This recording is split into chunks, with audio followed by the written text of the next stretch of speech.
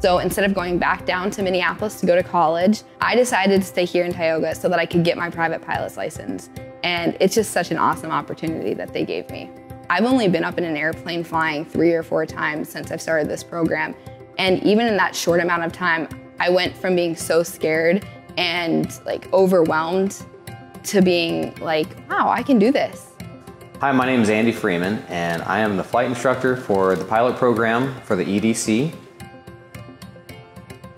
So the Tioga EDC received a $100,000 grant, and this was for workforce development, and we're using it to train hopefully 10 pilots by the end of this year. My name is Lydia Carr. I'm 21 years old, and I am one of the first applicants in this new flight program that we have. Even though I'm one of the only girls in the program, or the only girl in the program, and one of the youngest people, I didn't feel completely left out. I didn't feel like I was by myself in this. I felt like we had this community of people who were pushing each other towards the goal. I was approached by Dennis Lindahl and Chris Norgard about this opportunity with the EDC to put together a pilot program. This is going to prepare them for the written or the knowledge test that the FAA requires before they're able to continue on and get their certification. After they've achieved their private pilot certificate, then it's time to move on to the UAS, or the drone section of the training. And this is going to be done by a third-party company called Aerofleet One. And they're actually designing a curriculum that's specifically tailored for the type of industries that they might work in this part of the state, country, specifically farming and oil and gas. So I wrote an essay, I had to have a couple of recommendations, and I kind of left it at that.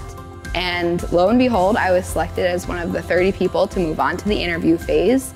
I was interviewed by Andy Freeman, who is my now flight instructor. The program consists of a ground school training that will help prepare the student pilots for the different areas of flying that pertain to weather, navigation, flight planning, and also aerodynamics.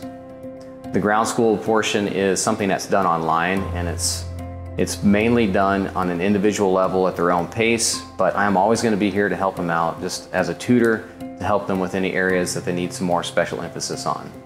There are so many parts of it that scare me, and I think that's good. You need to have a healthy fear of weather. You need to have a healthy fear of the airplane, but that's just it. It's a healthy fear. It's not a fear that cripples you. It's not a fear that stops you from flying. It's a fear that pushes you towards being a better pilot and a better person. The question that a lot of people ask are, how can this program benefit the community? Well, in Tioga, the industries are primarily centered around farming and the oil and gas industries. Beyond line of sight drones could be very helpful to, say, farmers who are looking at how well their crops are doing, and they can do more precision agricultural application. It would be very helpful to the oil and gas industry, where we can proactively go out and look for things that could be a problem. Things like greenhouse gas emissions, any type of tank hatch leaks. This is how the oil companies can be responsible to the environment. I don't completely know what I'm going to do with my pilot's license, if I'm going to be honest. I'm one of the 4 people in this program who have no prior experience with farming, no prior experience with oil and gas industry, and that's something I might go into in the future, but it also might not be what I'd go into in the future. I've heard my grandfather say, and my father, that you should keep as many doors open in your life until you have to close them. And I feel like that's what I'm doing with this pilot's program.